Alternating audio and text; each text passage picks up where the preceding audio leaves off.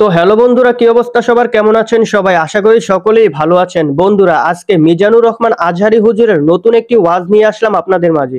অনেকদিন ধরেই ভাবছিলাম যে মিজানুর রহমান আজহারী হুজুরের একটা রিঅ্যাকশন ভিডিও তৈরি করব। তো যেই কথা সেই কাজ, আজকেই সেই ভিডিওটা বানিয়ে ফেললাম। আশা করি এই ওয়াজটি আপনাদের কাছে ভালো লাগবে। আমি কিন্তু মিজানুর রহমান আজহারী হুজুরের প্রতিনিয়তই ওয়াজ শুনি। আশা করি আজকে যে ভিডিওটা নিয়ে আসছে এটা আপনাদের ভালো লাগবে। আজকের ওয়াজটি হলো একদিন তুমিও হবে লাশ, যা শুনে সবাই কেঁদেছে। তো চলুন আমরাও শুনি। এই দুনিয়ার পুরো জীবনটা এটা হচ্ছে লালসাময় একটা জীবন। লোভ, মরিচিকা, মায়াজাল, এই মায়াজালে আমরা আটকে আছি। ফলে মৃত্যুর কথা আমরা ভুলে গিয়েছি। পাগলের মতো ছুটছি, আরো টাকা লাগবে, আরো খ্যাতি লাগবে, আরো যশ লাগবে, আরো দাপট লাগবে। আমার এত টাকা দিয়ে কি হবে? এত সম্পদ দিয়ে কি হবে? এত ব্যস্ততা দিয়ে কি হবে তোমার? স্টপ, থামুন, অনেক হয়েছে। আন্না, থামুন, take a rest, take a breath and think about death. Think that you have to go back to your Lord. একটু বসেন না, একটু ভাবেন যে আমাকে চলে যেতে হবে, চলে যেতে হবে। এই কোলাহল, এই ব্যস্ততা, এগুলো থাকবে, থাকবো না আমি। সাইয়েদনা ওমর ফারুক বলেছেন, মুতু ক্বাবলা আন তামুতু, মরার আগে একবার মরো। হাসিবু ক্বাবলা আন তুহাসাবু আলাইকুম, তোমার হিসাব নেওয়ার আগে তুমি একবার নিজের হিসাবটা করো না। কাগজ বের করে একটু লিখো না কি কি ভালো কাজ করছিলা, যেগুলো দিয়ে নাজাতের ওসিলা হতে পারে। 1 2 3, আর কি কি আকাম কুকাম করছো দেখো না, লিখে দেখো তোমার অবস্থাটা কি। মরার আগে একবার মরো। মরার আগে খাটের মধ্যে শুয়ে শটান করে চোখ বন্ধ করে একবার মরার ভান করে দেখেন কেমন লাগে।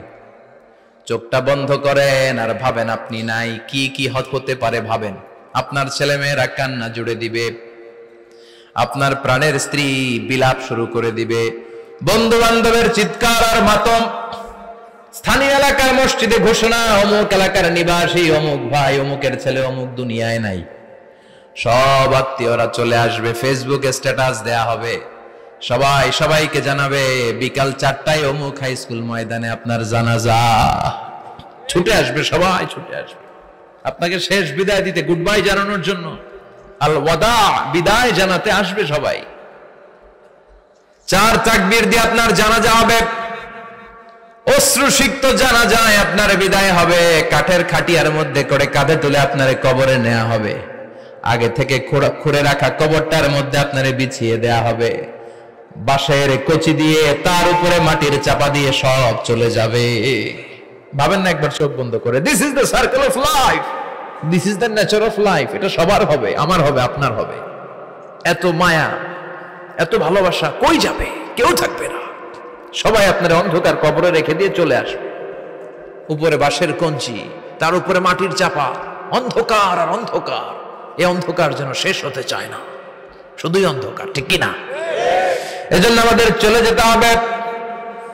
দাদা গেল, চাচা গেল, মামা গেল, আমাদেরকেও যেতে হবে, জোরে কোন ঠিক কিনা? একদিন মাটির ভেতরে হবে ঘরে মন আমার, কেন বন্ধ দালান ঘর, প্রাণ পাখি উড়ে যাবে পিঞ্জর ছেড়ে।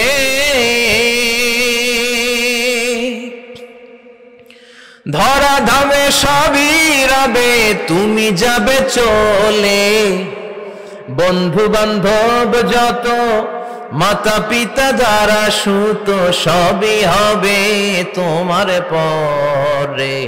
মন আমার কেন বন্ধ দালান ঘর, একদিন মাটির ভেতরে হবে ঘরে মন আমার, কেন বন্ধ দালান ঘর, ঠিক কিনা?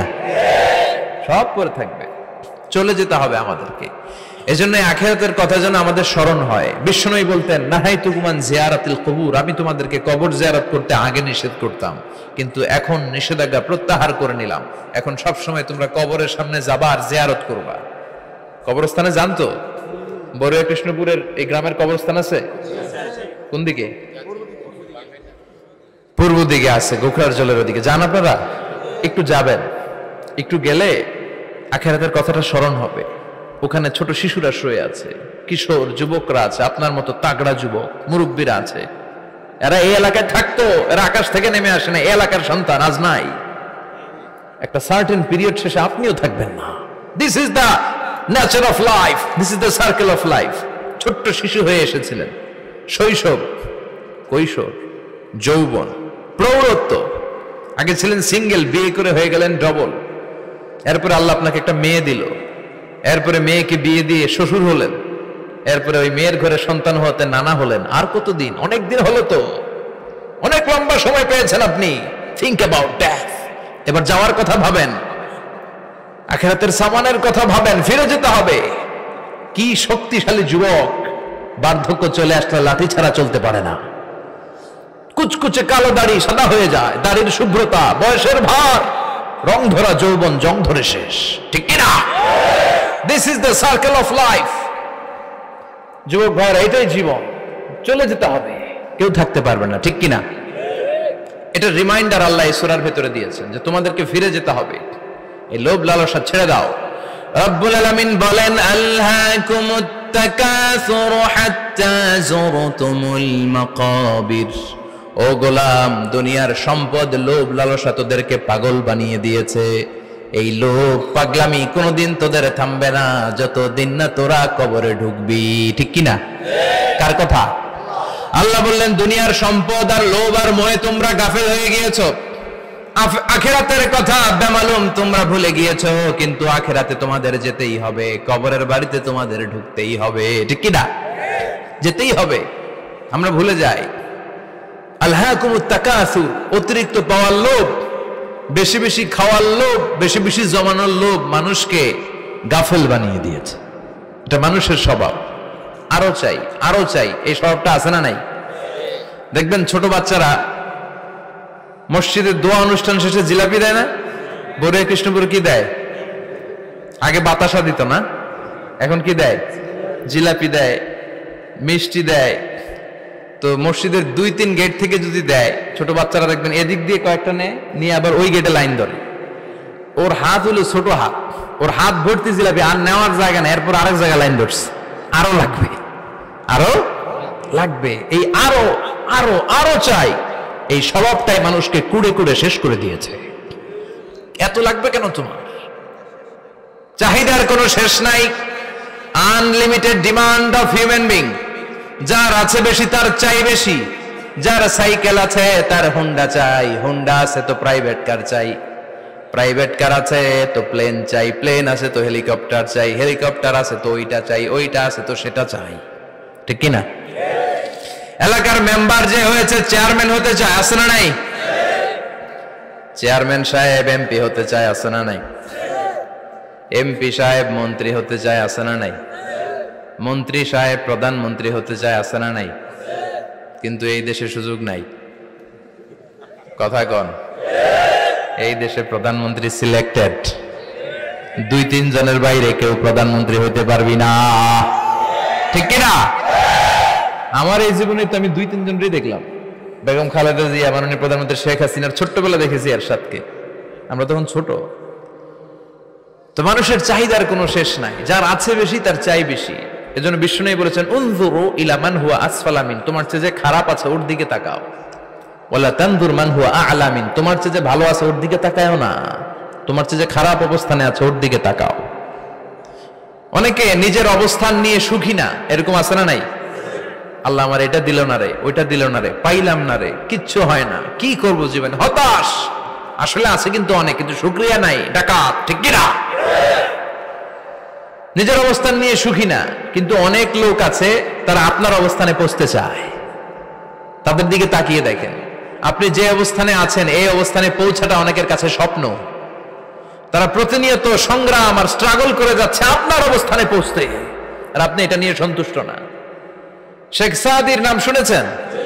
বালাগাল উলা কাশাফাত দুজা, এই কবিতাটার রচয়িতা, ইরানের বিখ্যাত এক কবি। উনি একবার আর্থিক সমস্যার মধ্যে দিয়ে সময় কাটাচ্ছেন, টাকা নাই, পয়সা নাই, পায়ে দেওয়ার মতো জুতা নাই। উনি খুব দুঃখ পেলেন, হায় রে, আমি ইরানের এত বড় কবি, আমার পায়ে দেওয়ার মতো জুতা নাই। দুঃখ ভরা মন নিয়ে রাস্তায় হাঁটতে বেরোলেন। হাঁটতে হাঁটতে হঠাৎ দেখলেন একটা লোক শুয়ে শুয়ে কাঁদছে, ওই লোকটার 2টা পাই নাই, পাই নাই। উনি সেজদায় পড়ে গেলেন, আল্লাহর কাছে ক্ষমা চাইলেন, আল্লাহ অনেক দিয়েছো, শুকর আলহামদুলিল্লাহ। এজন্য যেই পরিস্থিতিতেই থাকি না কেন আমরা কি পড়বো? জোরে বলেন কি পড়বো? এজন্য আল কানাতু মিনাল ইসলাম, অল্পে তুষ্ট থাকার নাম হলো ইসলাম। সম্পদ লাগবে কিন্তু সম্পদের পাহাড় লাগবে না, ঠিক কি না? অল্প খান, অল্প পড়েন, অল্প জামান, অল্পের ভেতরে বরকত ঢুকাইয়া দিছে কে? দেখবেন যাদের সম্পদ অল্প তারা সুখী বেশি। জরিপে এটা দেখা গিয়েছে, অনেক সার্ভেতে এটা এসেছে, যারা সম্পদশালী এরা দুঃখী বেশি, এদের দুঃখ বেশি, টেনশন বেশি। খুব স্বাভাবিক, টাকা যার বেশি রোগ তার বেশি, টাকা যার বেশি টেনশন তার বেশি, টাকা যার বেশি ঘরে শান্তি তার কম। আছে না নাই? ঘরের ভেতরে অশান্তি, ছেলে কথা শোনে না, ছেলে টানে গাঞ্জা, মেয়ে করে পরকিয়া। আছে না নাই? স্ত্রী কথা শোনে না, ভালোবাসা নাই, ঘরটা জাহান্নামের টুকরা। রোগ বালাই, এক একটা হসপিটাল বিল পরিশোধ করতে মাসে 5 লাখ 10 লাখ। আছে না নাই? কিছু খেতে পারে না, ডাক্তার একেবারে ডায়েট মেনু বেঁধে দিয়েছে। ডায়েট, ভেরি ডায়েট মেনু, এটা এটা এটা এটা কিছুই খাবেন না, শুধু গরু খাবেন না, খাসি খাবেন না, চিংড়ি খাবেন না, খালি ঘাস খাবেন। ইচ্ছে মতো ঘাস খাবেন, মানে ঘাস জাতীয় যত আইটেম আছে সব খাবেন, শাক খাবেন, সবজি খাবেন, সালাদ খাবেন। গরু, চিংড়ি, মুরগি, গোশত, ইলিশ কিছু খেতে পারে না। তাহলে রোগ বেশি, খাওয়ার মজা নাই, ঘরে সাংসারিক শান্তি নাই, খালি ব্যারাম আর ব্যারাম, ঠিক কিনা? কিন্তু সম্পদের পাহাড় ঘটেছে। আর অল্প যারা খায়, অল্প পড়ে, রিক্সাওয়ালা, কুলিওয়ালা, অল্প বেতনের চাকরি, কিন্তু হক হালালি মেনে চলে, দেখবেন শান্তি আছে অনেক। হ্যাঁ, বাসা ভাড়া দেয়, ফ্যামিলি চালায়, বাচ্চাদের স্কুল বিল, এরপরও মাস শেষে 1-2 হাজার টাকা হাতে থেকে যায়। আর ওর প্রতি মাসে 10 কোটি টাকা ইনকাম, তারপরও ব্যাংকের ঋণ আছে না নাই? সুখ কারে বলে? কিভাবে আপনি সুখকে ডিফাইন করবেন? সুখ তো টাকায় কিনা যায় না, শান্তি টাকা দিয়ে হয় না, শান্তি দেওয়ার মালিক কে? শান্তি আছে অল্প খেয়ে শুকর করার মধ্যে, শান্তি আছে আলহামদুলিল্লাহর মধ্যে। চিল্লায় বলেন ঠিক কিনা? এজন্য অল্প খাবো, অল্প পড়বো, অল্প জামাবো, অল্পের ভেতরে বরকত দিয়েছে কে? দেখেন ধনী ভাইরা খেতে পারে না, কিন্তু রিকশালার কি সমস্যা হয়? রিকশালারা সব খেতে পারে, কুলিওয়ালা, দিন মজুর, এরা একেবারে স্লিম সুঠাম দেহি, মেদহীন পেট, পেটে কোনো মেদ নাই, ভুড়ি নাই। আর কোটিপতিদের মেদ আছে না নাই? এত বড় বড় পেট, ঠিক কিনা? আমাদেরও পেট আছে, তবে হালাল পেট, এটা হারাম টাকা দিয়ে এই ভুড়ি বানাই নাই আমরা। ছেলে বলেন ঠিক কিনা? রিকশাওয়ালা, কুলিওয়ালা নিজেও নামাজ পড়ে, বউও নামাজ পড়ে, বাচ্চাটাও নামাজ পড়ে, রিকশা চালায় আর জিকির করে লা ইলাহা। বন্ধুরা, মিজানুর রহমান আজহারী হুজুরের এই ওয়াজটা কিন্তু আমার কাছে অনেক ভালো লেগেছে। আজ না হয় কাল আমরা কিন্তু এই দুনিয়ায় কেউই থাকবো না। এবং উনি কিন্তু অনেক সুন্দর করে একটা কথা বলেছেন যে মরার আগে তোমরা একবার মরে দেখো, তাহলেই বুঝতে পারবে। তো এই কথাটা আমার কাছে অনেক ভালো লেগেছে। আশা করি আপনাদের কাছেও পুরো ওয়াজটা ভালো লেগেছে। তো ওয়াজটি যদি আপনাদের কাছে ভালো লেগে থাকে তাহলে অবশ্যই কমেন্ট করে জানাবেন। আর এই চ্যানেলে নতুন হয়ে থাকলে অবশ্যই চ্যানেলটি সাবস্ক্রাইব করে রাখবেন। আর পরবর্তীতে কি নিয়ে ভিডিও বানাবো সেটা অবশ্যই কমেন্ট করে জানাবেন। তো দেখা হচ্ছে নতুন কোনো ভিডিওতে, ততক্ষণ পর্যন্ত ভালো থাকুন, সুস্থ থাকুন। আল্লাহ হাফেজ, আসসালামু আলাইকুম।